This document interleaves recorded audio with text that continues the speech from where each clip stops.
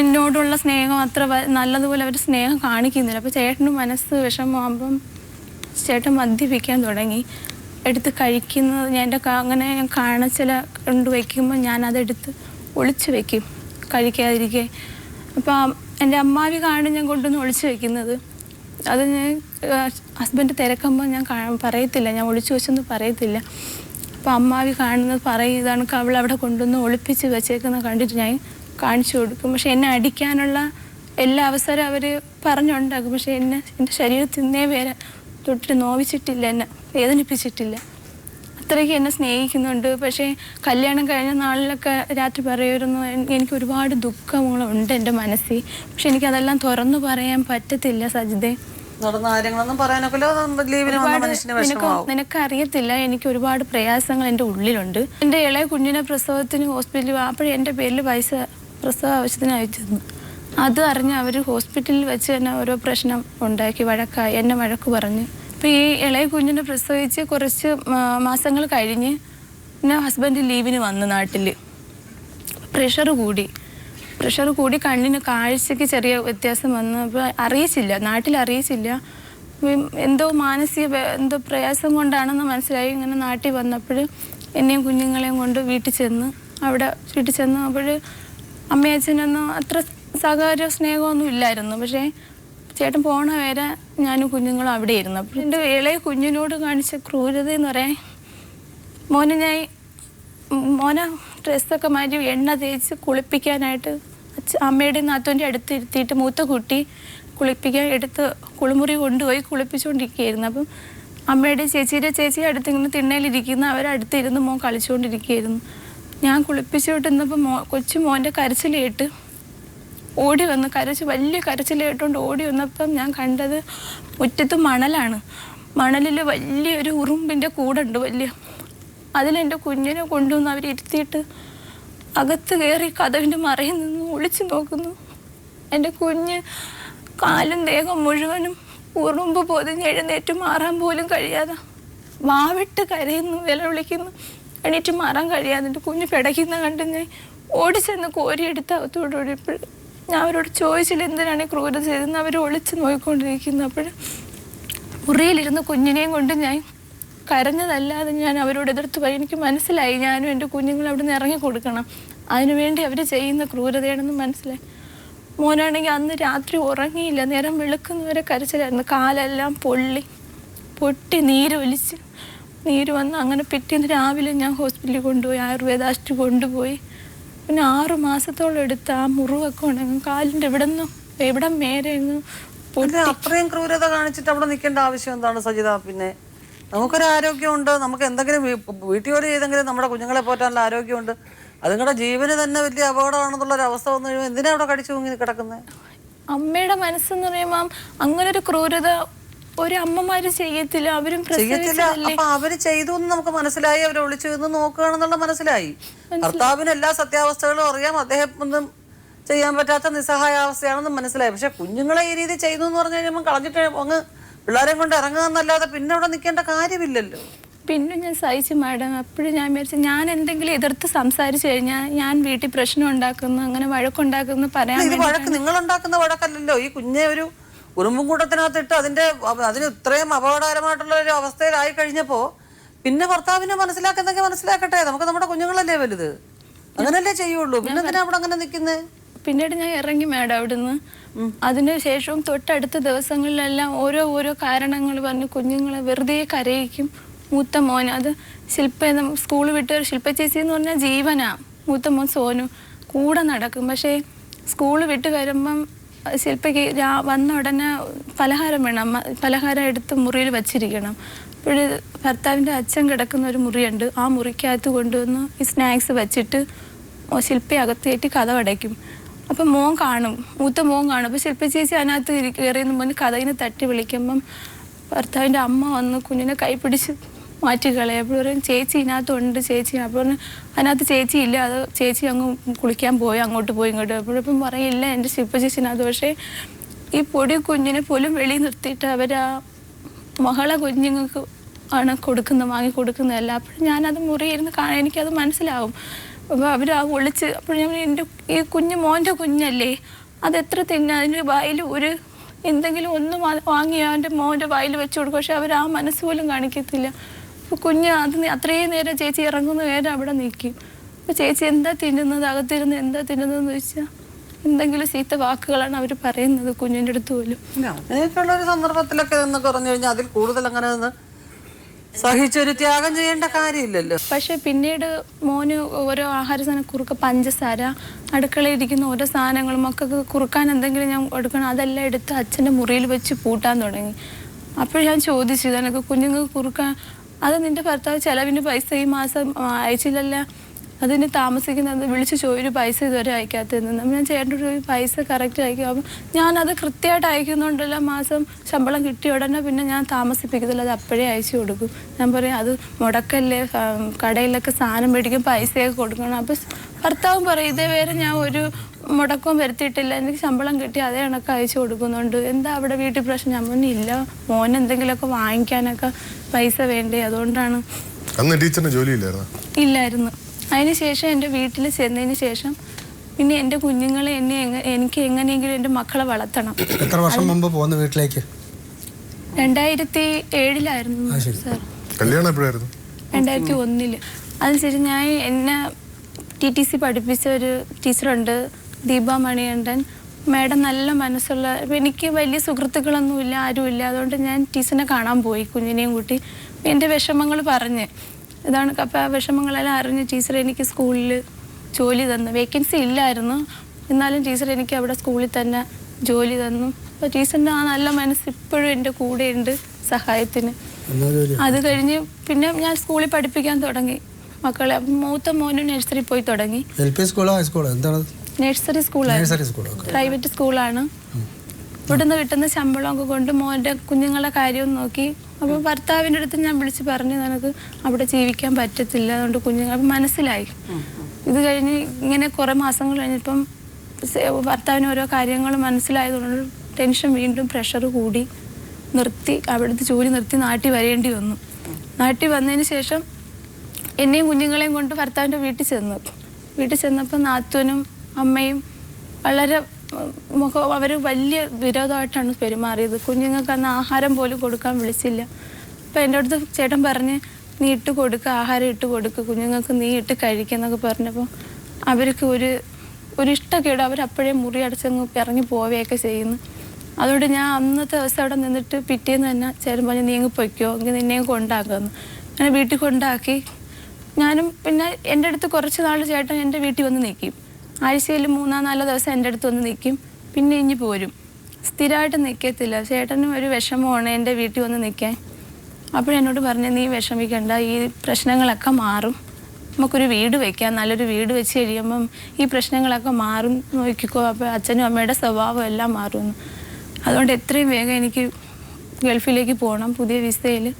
പിന്നെ ദുബായിലേക്ക് വിസ, ഒരു കമ്പനിയിലേക്ക് ഇൻ്റർവ്യൂ മുഖേന വിസ ശരിയായി. എൻ്റെ സ്വർണ്ണം വിറ്റ് കുറച്ച് പൈസ ഇട്ടുന്ന അതിൽ നിന്ന് 80,000 രൂപ എടുത്ത് ദുബായിലേക്ക് പോയി. അവിടെ നല്ല കമ്പനിയായിരുന്നു, അവിടെ ജോലിക്ക് കയറി. അപ്പോൾ ഞാൻ എൻ്റെ കുഞ്ഞുങ്ങളുമായിട്ട് എൻ്റെ വീട്ടിൽ ഞാൻ നഴ്സറി സ്കൂളിലും പോയിക്കൊണ്ടിരുന്നു. അത് കഴിഞ്ഞ് 2 വർഷമൊക്കെ ആയപ്പം, അപ്പോൾ 2010 പിന്നെ ഭർത്താവിൻ്റെ 10 സെൻറ്റ് എഴുതി കൊടുക്കാമെന്ന് പറഞ്ഞത് അച്ഛനും അമ്മയും എഴുതി വെച്ച്. അത് ഞാൻ അറിഞ്ഞില്ല. അതിനകം വെച്ച് ഭർത്താവ് എന്നോട് വിളിച്ചപ്പം ചേട്ടൻ പറഞ്ഞ് ഇതെനിക്ക് കുറച്ച് പൈസ ആവശ്യപ്പെട്ട് അങ്ങോട്ട് അയച്ചു കൊടുത്ത് പ്രമാണം എഴുതാനാണെന്ന് പറഞ്ഞ് ഞാൻ ലീവിന് നാട്ടിൽ വന്നു. വീട് വയ്ക്കുന്ന കാര്യവും പറഞ്ഞ് എത്രയും വേഗം വീട് പണി തുടങ്ങാൻ പോവുകയാണ്, അതുകൊണ്ട് എത്രയും വേഗം നാട്ടിൽ വരുമെന്ന് പറഞ്ഞു. 2 വർഷമായപ്പം തന്നെ നാട്ടിൽ വന്ന് കയ്യിൽ പൈസ ഒന്ന് 1 ലക്ഷത്തിൻ്റെ അടുത്ത് അങ്ങോട്ട് കയ്യിൽ ഉള്ളായിരുന്നു. കൂട്ടുകാരിൽ നിന്നൊക്കെ വാങ്ങിക്കൊണ്ട് വന്നതാണ്. പെട്ടെന്ന് തന്നെ ലോണിനൊക്കെ കൊടുത്തു. അപ്പോൾ എന്നെയും കൂട്ടി മക്കളെയും കൂട്ടി അങ്ങ് ചെന്നപ്പം നാത്തൂനും കൊച്ചുങ്ങളൊക്കെ അങ്ങ് പോയി. അവർക്ക് വീട് പണിയൊക്കെ കഴിഞ്ഞ് അവർ താമസം മാറി. അവർ വീട്ടിൽ ചെന്നപ്പോൾ നല്ല സന്തോഷം, അച്ഛനും അമ്മയൊക്കെ വലിയ കാര്യം. വീട് വയ്ക്കുന്നതൊക്കെ പറഞ്ഞപ്പോൾ ഭയങ്കര സന്തോഷമായി. വീട് പണിക്ക് വേണ്ടി ലോൺ എടുക്കാൻ അടുത്ത SMB ബാങ്കിൽ 5 ലക്ഷം രൂപയ്ക്ക് ലോണിന് കൊടുത്ത് അപേക്ഷ കൊടുത്ത് ലോണെല്ലാം പാസ്സായി. വീട് പണി എഗ്രിമെൻ്റ് കൊടുത്ത് 8 ലക്ഷത്തിന് വീട് പണി കോൺട്രാക്റ്റ് കൊടുത്ത് പണിയും തുടങ്ങി. അപ്പോൾ പഴയ വീട് പൊളിച്ച് അപ്പോഴാണ് പ്രമാണം ചേട്ടൻ്റെ കയ്യിൽ കൊടുക്കുന്നത്. ലീവിന് നാട്ടിൽ വരുമ്പോൾ പ്രമാണം എഴുതിയിട്ടുണ്ട്, നമ്മൾ കൊടുത്ത് അതാണ് ലോണിന് കൊണ്ടുവന്ന് ബാങ്കിൽ വയ്ക്കുന്നത്. വീട് പണി തുടങ്ങി. പിന്നെ പഴയ വീട് പൊളിച്ചുകൊണ്ട് ഞാൻ എൻ്റെ വീട്ടിൽ കുഞ്ഞുങ്ങളുമായിട്ട് എൻ്റെ വീട്ടിലായിരുന്നു. ചേട്ടനും എൻ്റെ വീട്ടിലായിരുന്നു. അച്ഛനും അമ്മയും നാത്തൂൻ്റെ കൂടെ പോയി, മൂത്ത നാത്തൂൻ്റെ. വാർപ്പിൻ്റെ പണി നടന്നപ്പോൾ തന്നെ ഹസ്ബൻഡ് പോയിട്ട് ബാക്കി പൈസ കൊടുക്കുന്ന കാര്യങ്ങളെല്ലാം എന്നെ ഏൽപ്പിച്ച്. ഇപ്പോൾ വീട് പണി തുടങ്ങിയപ്പോഴും അവരുടെ ഭാഗത്തുനിന്ന് ഒരു സഹായവും കിട്ടിയില്ല. 24 വർഷമായി ഗൾഫിൽ നിൽക്കുന്നു. അപ്പോൾ ഇത്രയും നാൾ അച്ഛനും അമ്മയും വിശ്വസിച്ച് അയച്ചു കൊടുത്ത് വീട് പണിക്ക് വേണ്ടിയിട്ടും അല്ലാതെയൊക്കെ അച്ഛൻ്റെ പേരിൽ പൈസ കിട്ടുന്നു. പക്ഷെ അതിൽ നിന്ന് ഒരു സഹായം കിട്ടിയില്ല. അത് ചേട്ടൻ അപ്പോഴാണ് മനസ്സിലായത്. എന്നുവെച്ചാൽ 1 ലക്ഷം രൂപയെങ്കിലും സഹായം ചേട്ടന് ആ ഒരു ബോധം അപ്പോഴാണ് മനസ്സിലായി. ഇത്രയും നാൾ അച്ഛൻ്റെ പേരിൽ പക്ഷേ കണക്ക് ഇന്നേ വരെ ചേട്ടൻ ചോദിച്ചിട്ട് ഒന്നുമില്ല. ഇത്രയും വർഷം ഗൾഫിൽ കഷ്ടപ്പെട്ടിട്ട് വീട് പണി തുടങ്ങുമ്പോഴെങ്കിലും അച്ഛനും അമ്മയും സഹായിക്കും. അതുപോലെ വിവാഹം കഴിഞ്ഞ് ചെന്നതിന് ശേഷം എൻ്റെ കഴുത്തിൽ കിടന്ന 5 പവൻ്റെ മാല അത് എൻ്റെ അമ്മാവി മേടിച്ച് ഒരാഴ്ച കഴിഞ്ഞപ്പം ഒരു അത്യാവശ്യം വരുമ്പോൾ തിരിച്ച് അപ്പം എൻ്റെ ചേട്ടനും എന്നോട് പറഞ്ഞു, നീ വിഷമിക്കേണ്ട, അത് അമ്മയുടെ കയ്യിൽ സുരക്ഷിതമാണ്, നമുക്കൊരാവശ്യം വരുമ്പോൾ തിരിച്ചു എടുക്കാം. വീട് പണിയൊക്കെ ഇപ്പോൾ തുടങ്ങുമ്പോൾ ഞാൻ ചോദിച്ചില്ല, അമ്മയല്ലേ, അമ്മ എൻ്റെ അടുത്ത് ചോദിച്ച് ഞാൻ അത് ഇഷ്ടത്തോടെ തന്നെ കൊടുത്തതും. പക്ഷെ വീട് പണി തുടങ്ങിയിട്ട് അവരിൽ നിന്ന് ഒരു സഹായം കിട്ടില്ല. പൈസയാവിട്ട് ഒരു ചേട്ടൻ കൊടുത്തിട്ട് ഒരുപാട് സ്വർണ്ണം അമ്മയ്ക്ക് കൊടുത്തിട്ടുണ്ട് കൊണ്ടുവന്ന്, അതിൽ നിന്ന് ഒരു സഹായം കിട്ടിയില്ല. അപ്പോൾ ഈ 5 ലക്ഷം രൂപയും പിന്നെ എൻ്റെ സ്വർണ്ണം ഉള്ളതെല്ലാം വിറ്റ് കുറച്ചൊക്കെ പുറത്തുനിന്ന് ചേട്ടൻ്റെ കൂട്ടുകാരിൽ നിന്നൊക്കെ വാങ്ങി, അങ്ങനെ എല്ലാം കൂടിയൊക്കെ ഒരു 9 ലക്ഷം രൂപയ്ക്ക് അടുത്തായി വീട് പണി. അപ്പം വാർപ്പിൻ്റെ പണി നടക്കുമ്പോൾ തന്നെ തിരിച്ചു പോണത്. പിന്നെ എപ്പോഴും വിളിച്ച് എന്നോട് പറയും, നോക്കണം, വീട്ടിൽ ചെന്ന് നോക്കണം, പണിയൊക്കെ കൊടുത്തേക്കുന്ന പൈസ ബാക്കി കൊടുക്കണം. അങ്ങനെ എല്ലാം ഞാൻ സ്കൂൾ അവധിയുള്ള ദിവസങ്ങളിൽ ചെല്ലും. അപ്പോൾ ആ ഭർത്താവിൻ്റെ അച്ഛൻ അവിടെ ചെല്ലുമ്പം ഈ പണി കിടക്കുന്ന വീട്ടിനകത്ത് കുടിയായിരിക്കും, കൂട്ടുകാർ കൂടി. അപ്പോൾ അത് എനിക്ക് കാണുമ്പോൾ വിഷമമാവും. ഒരു വീട് പണിഞ്ഞുകൊണ്ടിരിക്കുമ്പോൾ. പക്ഷെ ഞാൻ ഒന്നും ചോദിച്ചിട്ടില്ല ഇതുവരെ എതിർത്ത്. ഞാൻ പിന്നെ അത് പാലുകാച്ചായി. ഒരു ഓണത്തിനായിരുന്നു 2011 ആഗസ്റ്റിൽ ഓണത്തിന് പാലുകാച്ചായി.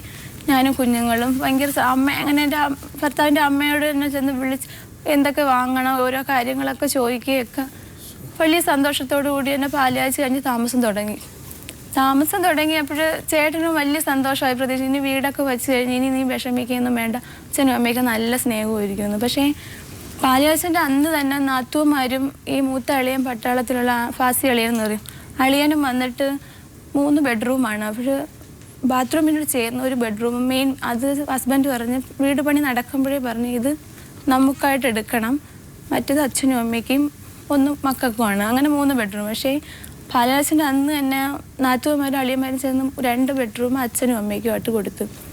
ഏറ്റവും അവസാനത്തെ റൂമാണ് എനിക്കും കുഞ്ഞ്. അപ്പോഴും ഞാൻ ഒന്നും ചോദിച്ചില്ല. അപ്പോഴും അത് നീ കുഞ്ഞുങ്ങളുമായിട്ട് ഉപയോഗിച്ചാൽ മതി എന്ന് പറഞ്ഞു.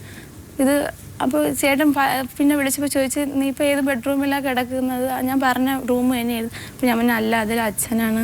അപ്പോൾ ഞാൻ അപ്പോൾ എന്തിനാ നീ അങ്ങനെ ചെയ്തത്, ഞാൻ പറഞ്ഞിട്ടല്ലേ പോകുന്നത്? അപ്പോൾ ഇല്ല, ഞാൻ ഇപ്പോൾ ചേട്ടൻ വന്നതിന് ശേഷം അങ്ങനെ എടുക്കാമെന്നൊക്കെ പറഞ്ഞ് പ്രശ്നങ്ങളൊന്നും ഇല്ല. ഇങ്ങനെ ജീവിതം തുടങ്ങിയതിന് ശേഷം എല്ലാം സന്തോഷമാവുമെന്ന് വിചാരിച്ച് പിന്നെ ലോണിൻ്റെ കടങ്ങൾ അടയ്ക്കണം, വീട്ടിലെ ചിലവ്, ഇതെല്ലാം ഹസ്ബൻഡ് പോയപ്പോൾ എന്നോട് പറഞ്ഞ് അച്ഛനും അമ്മയോടും പറഞ്ഞ് ഇനി എല്ലാം സജിതയാണ് നോക്കുന്ന, അവളുടെ പേരിലായിരിക്കും ഞാൻ ഇനി പൈസ അയക്കുന്ന, ഇപ്പോൾ ചിലവും കടങ്ങളും എല്ലാം അവളാണ് നോക്കുന്നതെന്ന് പറഞ്ഞു.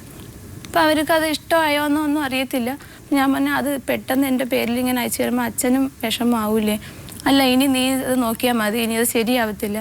ചേട്ടൻ തുറന്ന് പറയുന്നില്ല, ഇത്രയും പൈസ ഒരുപാട് അയച്ചു കൊടുത്തതൊന്നും അവർ കണക്ക് ഇതുവരെ അറിയത്തുമില്ലല്ലോ. പിന്നെ ഞാൻ കറക്റ്റ് ചേട്ടൻ മാസം അയക്കുന്ന പൈസ എല്ലാം കറക്റ്റ് 1 മാസം പോലും മുടങ്ങാതെ ലോണിന് അടയ്ക്കുകയും എനിക്ക് കിട്ടുന്ന ശമ്പളവും എല്ലാം ചേർത്ത് വീട്ടിലെ ചിലവും ലോണും അടച്ചു പോകും. അപ്പോൾ ഇത്രയും അത് ഗുളികയുണ്ട്, ചേട്ടന് മാസം മുടങ്ങാതെ ഗുളിക വാങ്ങി കൊടുത്തു വിടണം. അപ്പോൾ ഈ ഗുളികയൊക്കെ കഴിച്ചുകൊണ്ടിരുന്ന ചേട്ടൻ അവിടെ കഷ്ടപ്പെടുന്ന ആ കഷ്ടപ്പാടിൻ്റെ വില എനിക്കറിയാം. അതുകൊണ്ട് എന്നെക്കൊണ്ട് കഴിയുന്ന സഹായം, ഒരു ചെറിയ ജോലിയാണെങ്കിലും ആ സഹായത്തിന് കിട്ടുന്നതെല്ലാം ഞാൻ കടം തീർക്കാനും ചിലവിനും ചേട്ടനെ സഹായിച്ചുകൊണ്ടിരുന്നു. അപ്പോൾ ചേട്ടന് അതിനുശേഷമാണ് ഇവരെ പ്രശ്നങ്ങൾ വീണ്ടും കൂടുന്നവർ. വീട്ടിലെ ചിലവിനെല്ലാം ഞാൻ നോക്കിയാലും എല്ലാത്തിനും കുറ്റങ്ങളാണ് പറയുന്നത്. സ്കൂള് വിട്ടൊക്കെയാണ് ഞാൻ സൂപ്പർ മാർക്കറ്റിലും അവിടെയൊക്കെ പോയി ഓരോ സാധനങ്ങൾ വാങ്ങിക്കാനും മോനെയും കൂട്ടി പോയി തിരിച്ചു വരുമ്പോൾ 6 മണിയൊക്കെ ഓട്ടോ വിളിച്ച് സാധനങ്ങളെല്ലാം കൊണ്ടുവരും. പക്ഷേ ഒരു സഹായത്തിന് ഒരു കാര്യത്തിന് അവർ സഹായിക്കുന്നില്ല. പുറത്ത് മില്ലിൽ പോവാനാ, ഒരു കടയിൽ പോവാനാ, അത് അവർക്ക് പറ്റത്തില്ല, സുഖമില്ല, ഇങ്ങനെയൊക്കെയാണ് പറയുന്നത്. അപ്പോൾ കുഞ്ഞു നേരത്തെ അച്ഛന്റെ പേര് പൈസ അയച്ചു കൊടുക്കുമ്പോൾ അച്ഛനല്ലേ സാധനങ്ങളൊക്കെ എല്ലാം മേടിക്കുന്ന അച്ഛനാണ്. അച്ഛൻ പോയി ആയതുകൊണ്ട് പിന്നെ അവരൊന്നും ചെയ്യത്തില്ല. ഒന്നും ചെയ്യത്തില്ല. ഓരോ ചെറിയ ചെറിയ പ്രശ്നത്തിലും ഇങ്ങനെ പ്രശ്നങ്ങൾ കൂടി വന്ന് അവസാനം ഭർത്താവിൻ്റെ അച്ഛന് അവിടെ ആ വസ്തു തിരിച്ചെഴുതി കൊടുക്കണമെന്ന് പറഞ്ഞ് പ്രശ്നം ഉണ്ടാക്കി. ഞാനും കുഞ്ഞുങ്ങളും അവിടെ നിന്ന് ഇറങ്ങി കൊടുക്കണം, അവർക്ക് മാത്രം ജീവിക്കണം. അപ്പം ഞാൻ സ്കൂളിൽ പോകുന്ന സമയത്ത് നാത്തൂന്മാർ അവിടെ വരും, 2 നാത്തൂന്മാർ വരും. അവർ വന്നു കഴിയുമ്പോഴാണ് ഇത്രയും സ്വഭാവം മാറുന്നത്. അവരെന്തൊക്കെ പറയുന്ന എനിക്കറിയില്ല. ഭർത്താവിന്റെ പേരിൽ എഴുതി കൊടുത്തു, എഴുതി കൊടുത്ത് ഭർത്താവ് തന്നെ വെച്ച വീട് അത് തിരിച്ചെടുക്കണമെന്നോ? തിരിച്ച് അവരെ പേരിലോട്ട് തിരിച്ച് എഴുതണമെന്ന് ഹസ്ബൻഡ് ചോദിക്കുമ്പോഴൊന്നും ഞാൻ പറയത്തില്ല, വീട്ടിലെ പ്രശ്നങ്ങളൊന്നും പറയത്തില്ല. അപ്പം ഫോണിൽ കൂടെ ഹസ്ബൻഡിന് ചീത്തവിളിയായി. അപ്പോൾ ചേട്ടൻ ഇങ്ങോട്ട് ചോദിച്ചു എന്ത് വീട്ടിൽ എന്തെങ്കിലും പ്രശ്നമുണ്ട്. പല വെള്ളിയാഴ്ചകളിലേ വിളിക്കുള്ളൂ. അപ്പോൾ അച്ഛനും അമ്മയും വിളിച്ചിട്ടാണ് എന്നെ വിളിക്കുന്നത്. അപ്പോൾ ചിലപ്പോഴൊക്കെ കരഞ്ഞ ശബ്ദമായിരിക്കും ചേട്ടന്. ഞാൻ ചോദിക്കും എന്ത് വിഷമം. അപ്പോൾ പറയും എന്ത് വീട്ടിൽ എന്തെങ്കിലും പ്രശ്നമുണ്ടോ? ഞാൻ പറഞ്ഞില്ല. അപ്പോൾ അച്ഛനും അമ്മയും ഭയങ്കരമായിട്ട് ദേഷ്യം സംസാരിക്കുന്നു. എനിക്ക് കേൾക്കാൻ പോലും പറ്റാത്ത രീതിയിൽ അവരൊന്ന് പറയുന്ന, അവർക്ക് എന്തോ ഒക്കെ ഭയങ്കര. ഞാൻ പറഞ്ഞു ഇവിടെ പ്രശ്നമൊന്നുമില്ല, ചിലപ്പോൾ എന്തെങ്കിലും വിഷമം കൊണ്ടങ്ങനെ. അല്ല നീ എന്തോ പറയാത്ത അമ്മ, നീ എല്ലാം മറച്ചു വെക്കുകയാണെന്ന്, എന്നെ അറിയിക്കാത്തതാണെന്ന് പറഞ്ഞു. പക്ഷേ ഫോണിൽ കൂടെ ഇതണക്ക് തിരിച്ചെഴുതി കൊടുക്കണമെന്ന് പ്രശ്നം ഉണ്ടാക്കി. അവിടെ വെച്ച് അന്ന് രാത്രി എന്നെ വിളിച്ച് ഇത്രയും നാളും നീ മറച്ചു വയ്ക്കുകയായിരുന്നു, പക്ഷേ അവരുടെ സ്വഭാവം ഇതുവരെ മാറിയിട്ടില്ല സജിതേ. ഇത്ര വീട് വെച്ച് ഞാൻ ഇത്ര നാൾ കഷ്ടപ്പെട്ടത് അവർക്കും കൂടി വേണ്ടിയിട്ടല്ലേ. അച്ഛനും അമ്മയെന്ന് പറഞ്ഞാൽ മരിക്കും. എപ്പോഴും വിളിക്കുമ്പോൾ അച്ഛനും അമ്മയെ നല്ലപോലെ നോക്കണം, അച്ഛനും അമ്മയെന്നുള്ള ആ ഒരു സ്നേഹ സഹോദരൻ. എന്നിട്ട് ഇത്രയും കാലമായിട്ട് അച്ഛനും അമ്മയുടെ മനസ്സ് മാറുന്നില്ലല്ലോ. അപ്പോൾ അവർ പറയുന്ന കാര്യങ്ങൾ എനിക്ക് അംഗീകരിക്കുന്നത്. അന്ന് ഭയങ്കര കരച്ചിലായിരുന്നു ഫോണിൽ കൂടെ. ഞാൻ പറഞ്ഞു കരയല്ലേ, മനസ്സ് വെറുതെ ടെൻഷൻ അടിക്കുകയാണ്, ഇവിടെ വേറെ ഒരു പ്രശ്നമില്ലെന്ന് പറഞ്ഞിട്ട് കേട്ടില്ല. അന്ന് അവിടെ വെച്ച് രാത്രി അവിടെ വെച്ച് അറ്റാക്ക് വരെയായിരുന്നു. പക്ഷേ ഗൾഫിലെ കൂട്ടുകാർക്കും അറിയത്തില്ലായിരുന്നു ഇവിടെ നാട്ടിലെ പ്രശ്നം. പിന്നീട് ഞാൻ വിളിക്കുമ്പോഴൊക്കെ ഫോൺ സ്വിച്ച് ഓഫ്. എന്നെ പിന്നെ ഒരാഴ്ച കഴിഞ്ഞ് ഒരു കൂട്ടുകാരെ ഇങ്ങോട്ട് വിളിച്ചിട്ട് എന്നോട് പറഞ്ഞു ഇതാണൊക്കെ സുകുമാരന് സുഖമില്ല, ഹോസ്പിറ്റലിലാണ്, ICU ഇതാണ്, പനി കൂടി, ഇപ്പോൾ ഒത്തിരി നല്ല കൂടുതലായിരുന്നുകൊണ്ട് ഹോസ്പിറ്റലിൽ അഡ്മിറ്റ് ചെയ്തേക്കാണ്. ഞാൻ പറഞ്ഞു എനിക്കൊന്ന് സംസാരിക്കണമെന്ന് പറഞ്ഞു. അങ്ങനെ ചേട്ടൻ്റെ കൈ കൊടുത്ത് സംസാരിച്ചിട്ട് നീ ഇപ്പോൾ ഇങ്ങോട്ട് വിളിക്കണ്ട, ഇത് കൂട്ടുകാരൻ്റെ ഫോണാണ്, ഇങ്ങനെയൊന്നും വിളിച്ച് ശല്യപ്പെടുത്തല്ലേ, ഞാൻ ഹോസ്പിറ്റലിലാണ്, ഫോൺ യൂസ് ചെയ്തുകൂടാ, ഞാൻ റൂമിൽ വന്നിട്ട് വിളിക്കാമെന്ന് പറഞ്ഞു. അങ്ങനെ 2-3 ദിവസം കഴിഞ്ഞിട്ട് വിളിച്ചു പറഞ്ഞു ഞാൻ ഉടനെ നാട്ടിൽ വരുന്നുണ്ട്. അപ്പോൾ നാട്ടിൽ വരാനായിട്ട് നിൽക്കുകയായിരുന്നു. വീട് പണി കഴിഞ്ഞ് പോയപ്പോൾ 2 വർഷമായി. 2 വർഷമാകുമ്പോൾ ലീവ് കിട്ടും. ഇപ്പം ചേട്ടന് കാലിൽ ആണി രോഗമുണ്ട്, അപ്പോൾ അതിൻ്റെയൊക്കെ ഓപ്പറേഷൻ ചെയ്യണം. അതുകൊണ്ട് നാട്ടിൽ വരാനായിട്ട് നിന്നതാണ്. വീട് എപ്പോഴും ചോദിക്കുന്നു വീട് നല്ലപോലെ നോക്കണേ, എങ്ങും കുഴപ്പമൊന്നുമില്ലല്ലോ, ഞാൻ എൻ്റെ ജീവൻ കൊടുത്ത് വെച്ച വീടാണ്, കഷ്ടപ്പെട്ട് വെച്ചതാണ്, നീ നല്ലപോലെ നോക്കണേ. അതുകൊണ്ട് വീട് കാണാനും എനിക്ക് അങ്ങ് ഭയങ്കര വെപ്രാളമായിരുന്നു. എനിക്ക് വീട് കാണാനും മക്കളോട് ഒന്നിച്ച് അവിടെ ജീവിക്കണം, ഇനിയെങ്കിലും എനിക്ക് കുറച്ച് നാളെങ്കിലും അവിടെ ജീവിക്കണമെന്നും പറഞ്ഞ് ഭയങ്കര സന്തോഷത്തിൽ ലീവിന് നാട്ടിൽ വരായിരുന്നതാണ്. അപ്പോൾ ഇത് ഹോസ്പിറ്റലിലായി. പിന്നെ റൂമിൽ ഒന്നിനെ വിളിച്ച് പറഞ്ഞ് പെട്ടെന്ന് ഞാൻ വരുന്നുണ്ട്, 2 ദിവസം കഴിഞ്ഞ് അവിടെ ടിക്കറ്റ് ബുക്ക് ചെയ്ത് ഞാൻ വരുന്നെന്ന് പറഞ്ഞു. അങ്ങനെ ഞാൻ അച്ഛൻ്റെ അടുത്തുമൊക്കെ അന്ന് ഈ ചേട്ടൻ്റെ അറ്റാക്ക് വരുന്ന ആ സംഭവത്തിന് ചേട്ടൻ്റെ അച്ഛൻ ഒരുപാട് അന്ന് മദ്യപിച്ചിരുന്നു. മൂത്ത അളിയായി ഫാസിയണ്ണ അന്ന് പെൻഷനായി നാട്ടിൽ വന്നു പട്ടാളത്തിൽ നിന്ന്. അപ്പോൾ കൊടുത്ത അതെല്ലാം കഴിച്ചിട്ടായിരുന്നു ചീത്ത വിളിച്ചത് എന്നെയും കുഞ്ഞിനെ. അപ്പോഴും ഞാൻ അന്നത്തെ ദിവസമാണ് ആദ്യമായിട്ട് അളിയനെ ഞാൻ വിളിച്ചത്. ഞാൻ നാത്തുമാരുടെ അടുത്ത അളിയൻ്റെ അടുത്തൊന്നും ഒരു സങ്കടവും പറഞ്ഞിട്ടില്ല എന്നേ വരെ. അന്ന് ഞാൻ അളിയനെ വിളിച്ച് പറഞ്ഞ് അച്ഛൻ അന്ന് രാത്രിയായിരുന്നു, ഇന്ന് നല്ലപോലെ മദ്യപിച്ച് എന്നെയും കുഞ്ഞുങ്ങളെ ഒരുപാട് വഴക്ക് പറയുന്നു, ഇറങ്ങിപ്പോകാനൊക്കെ പറയുന്നു. അപ്പം അണ്ണൻ്റെ അടുത്ത് പറഞ്ഞ് നീ വിഷമിക്കേണ്ട, നീ എന്തെങ്കിലും പ്രയാസം ഉണ്ടെങ്കിൽ എന്നെ വിളിച്ചാൽ മതി, അത് ഞാൻ വിളിച്ച് പറഞ്ഞോളാന്ന് പറഞ്ഞു. അങ്ങനെ അല്ലാതെ ഞാൻ ആരടുത്തും ഒരു പരാതിയും പറഞ്ഞിട്ടില്ല. പിന്നെ അദ്ദേഹം നാട്ടിൽ വന്നു. അവിടുന്ന് എയർപോർട്ടിൽ നിന്ന് വിട്ടതിന് ശേഷമാണ് കൂട്ടുകാരൻ വിളിച്ച് പറഞ്ഞത് ഇതാണക്ക് പനിയല്ലായിരുന്നു, അറ്റാക്ക് ആയിരുന്നു. വന്ന ഉടനെ ഹോസ്പിറ്റലിൽ തിരുവനന്തപുരം എയർപോർട്ടിലാണ് വന്നിറങ്ങുന്നത്. അപ്പോഴും തന്നെ ഹോസ്പിറ്റലിൽ കൊണ്ടുപോകണം എന്ന് വെച്ചാൽ അവിടെ ഡോക്ടർ ചികിത്സ മുമ്പ് പ്രഷറിന് കാണിച്ചിട്ടുണ്ട്, അവിടെ തന്നെ കൊണ്ടുപോകണം, വീട്ടിൽ കൊണ്ടുപോകാൻ അനുവദിക്കരുതെന്ന്. അപ്പോഴാണ് ഞാൻ അറിയുന്നത്. എനിക്ക് തകർന്നു പോയി. രാത്രി 11 മണിയായപ്പോഴും.